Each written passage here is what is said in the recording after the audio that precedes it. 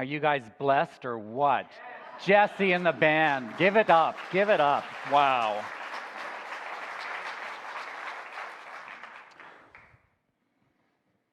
Thank you.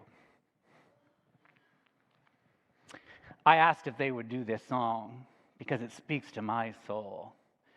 And it's my message for you today, that you not miss the miracle of this moment.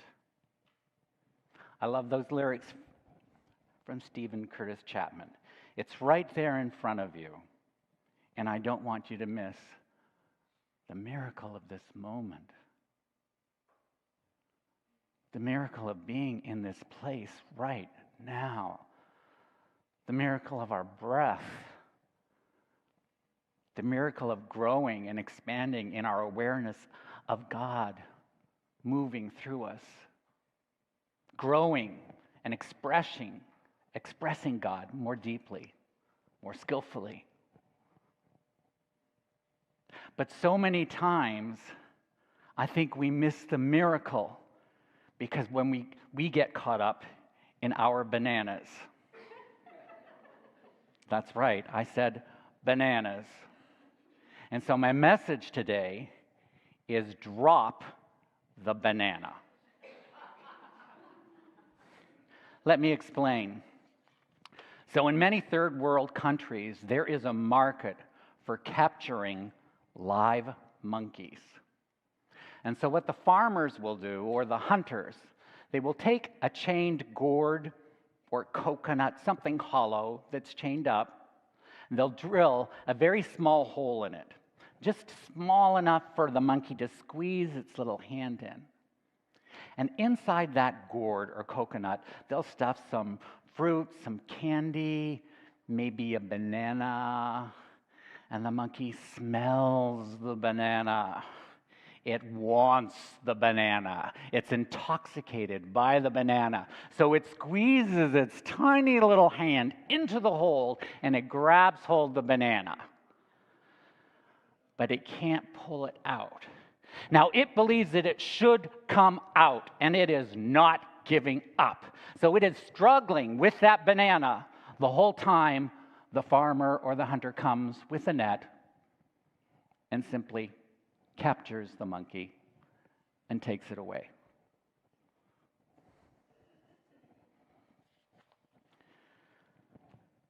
So how much of the time are we grasping for our bananas in life, regardless of the harm it may bring us? What are some of those bananas that maybe you've shared as I've shared in our lives? Perhaps that a career has to look an exact certain way, and then I'll be happy. I know I can. Or maybe it's a relationship that I am going to make work at all costs. At all costs. See, I don't know what your banana is, but I know we all have them. And I'm not saying that goals and desires aren't important. They are. But if it becomes an obsession, it can trap us. And that's when it becomes a banana. And that's when I say, drop the banana. Will you say that with me? Drop the banana. Oh my gosh. Isn't just saying it freeing, liberating? Let's say it again. Drop the banana. Hallelujah. Feel that. So, true confessions. One of the bananas that I heard in my youth that I brought with me through adolescence and into adulthood and into my mature, wise stage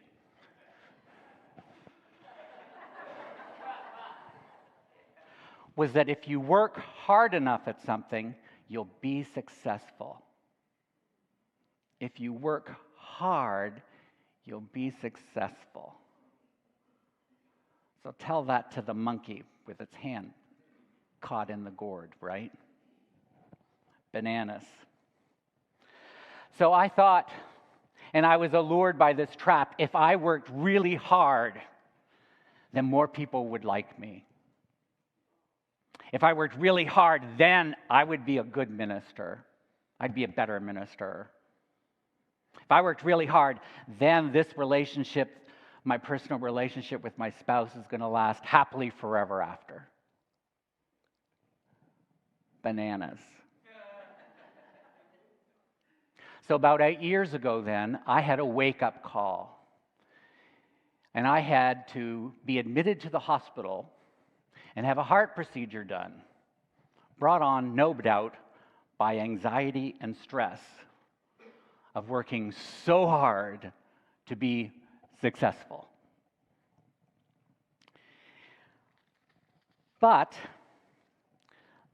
that didn't work. My wake-up really didn't happen, my awakening, until I went to a leadership workshop led by Martha Creek. And she showed this video. And it was this video that had me laughing until I was crying. And so I want to share it with you and see if it speaks to you too. It's called Ormy the Pig Wants a Cookie. Charlie, do we have this? Thumbs up.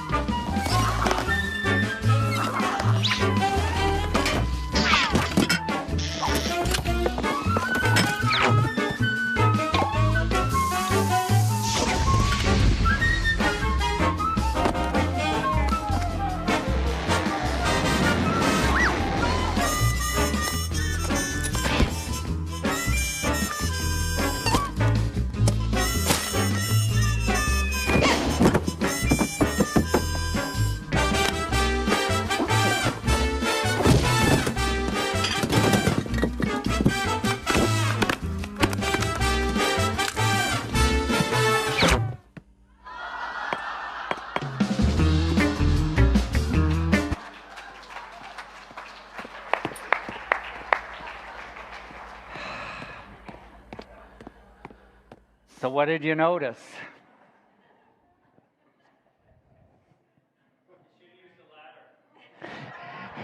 He should have tried a ladder.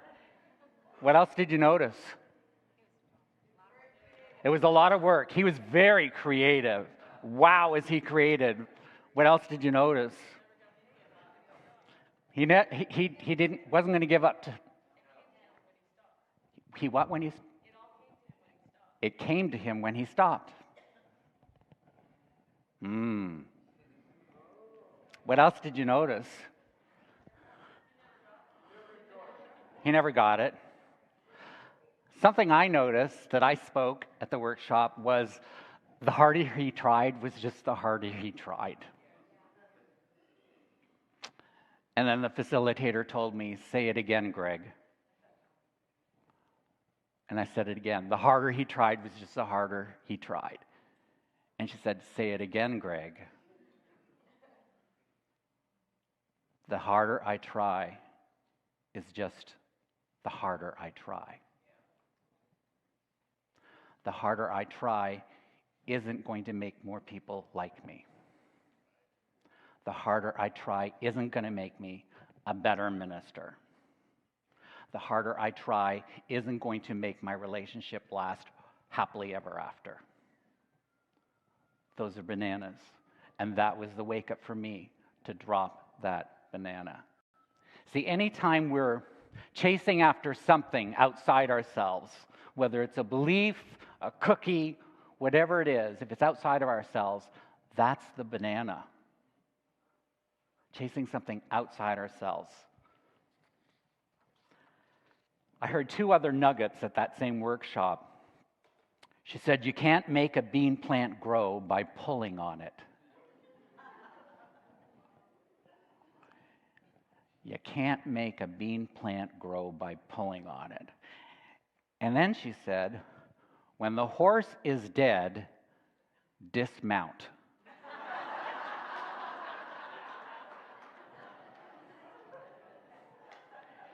It was a great workshop, let me tell you.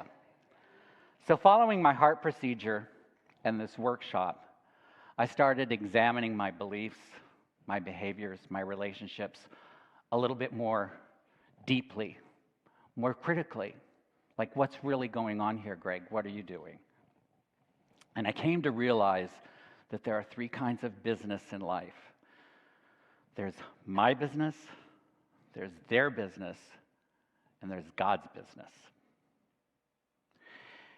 And the more I can let their business and God's business be, the more time I have to focus on my own business, my own functioning, my own happiness, instead of getting caught up in all these external bananas. So it's about self-realization, self-functioning.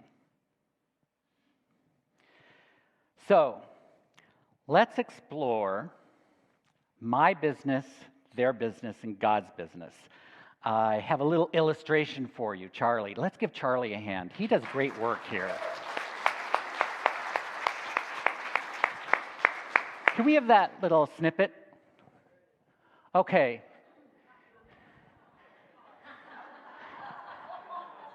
It's called The Woodpecker Might Have to Go. So, when things go amok, as they do and as they will at work, at home, at church, any group, as things go amok, how do we respond? Often it's to try to blame and push guilt on something out there instead of working on our own functioning. We get caught up in other people's business, God's business, instead of our own. So when you look at this picture, can we have it back? I want to keep it. Thanks. So there's all these different animals, and they're all responding differently, and I'm wondering, which animal might you respond to? What's your response when things go amok? There are some who are just, they have no idea that anything's going on.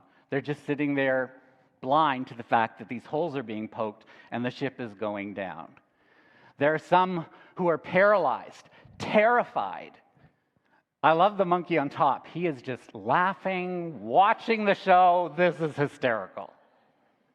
And then, God bless him, Noah, just chasing after that. I've got to stop this guy, right?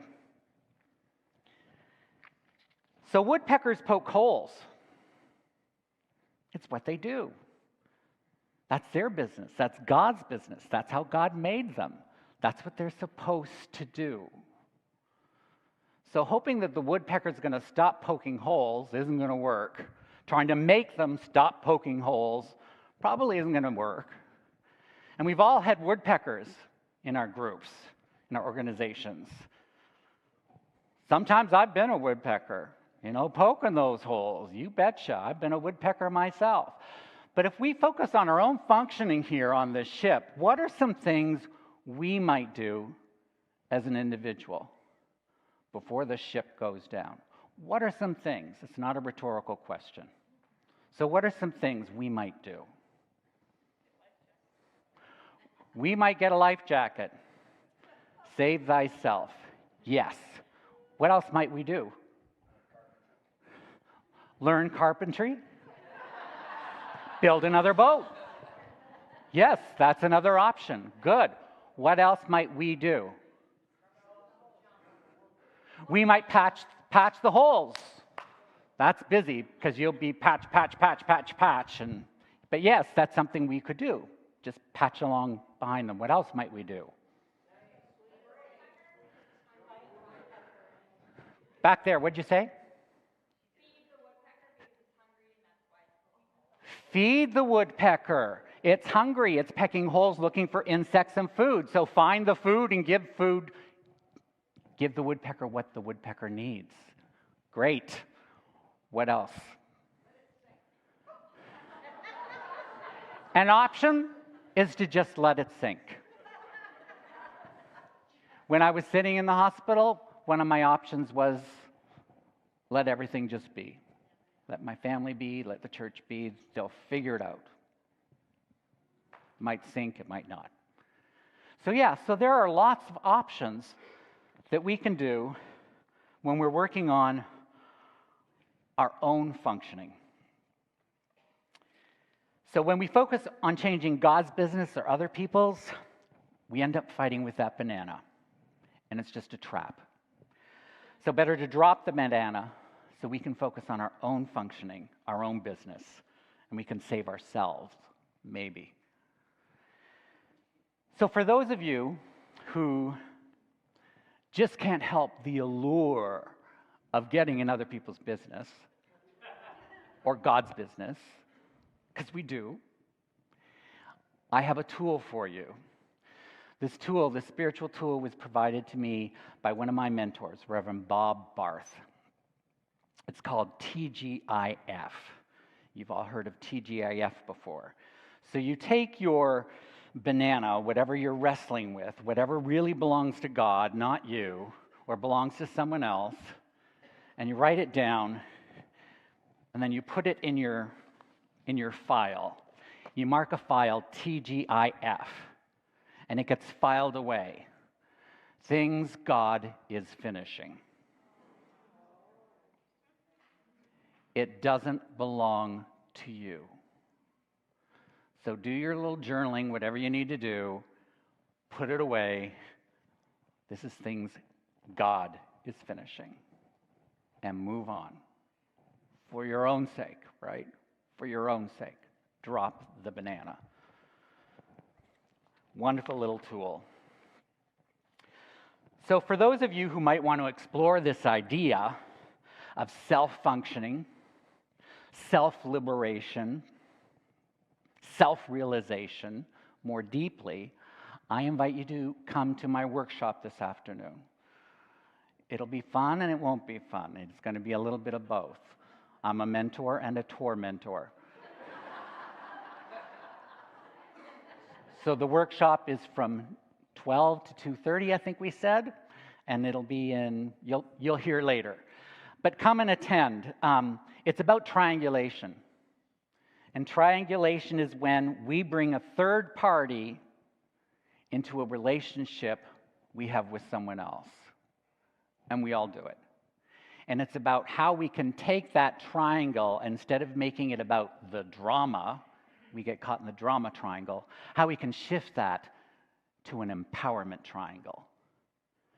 Many times we hear, oh, stop triangulating. How did that work? What we resist persists. That's a unity belief. So if you want to explore a little bit more about how to make the drama triangles into empowerment triangles. If that interests you, come join us. We'll have a lot of fun. So, to summarize, my wish for you and for this ministry is to not miss the miracle of this moment. And this one and the next one. Not miss that moment. So let go of the things that belong to God, the things that belong to other people, and rediscover the miracle that is in you. The miracle that is in each of you. So, things God is finishing. Let God be in charge. Let the woodpeckers be woodpeckers. And bananas. Thank you. Thank you.